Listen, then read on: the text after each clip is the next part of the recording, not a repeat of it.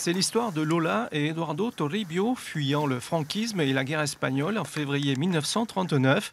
Lola, adolescente à l'époque, et Eduardo, 20 ans, républicain, contraint à l'exil. Ma mère a été séparée dans la débâcle, hein, elle a été séparée de sa mère et elle s'est retrouvée isolée. Donc, étant mineure, il lui était impossible de pouvoir passer la frontière. Mon père, lui, était un jeune soldat, il avait 20 ans, dans l'armée républicaine espagnole, il était lieutenant. Euh, un ami lui a présenté ma mère. De nuit, prononcé par un commandant militaire et devant 2 témoins, un mariage expéditif et surtout administratif afin de pouvoir passer la frontière franco-espagnole.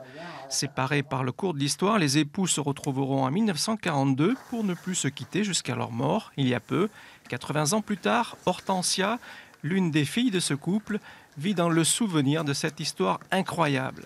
Se retrouver là, sur les routes, le froid, la neige, la peur, parce qu'il y avait des bombardements quand même.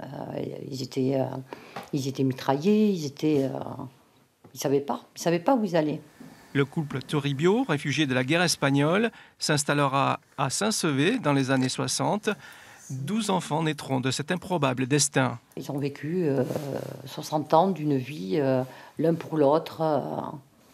2 destins qui se sont rencontrés dans une frontière, sous les balles, dans le froid, dans la peur.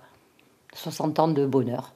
Afin de perpétuer cette histoire dans la grande histoire, Hortensia Toribio va prochainement écrire un livre avec notamment les innombrables carnets de notes de son père et les jolies lettres de sa mère.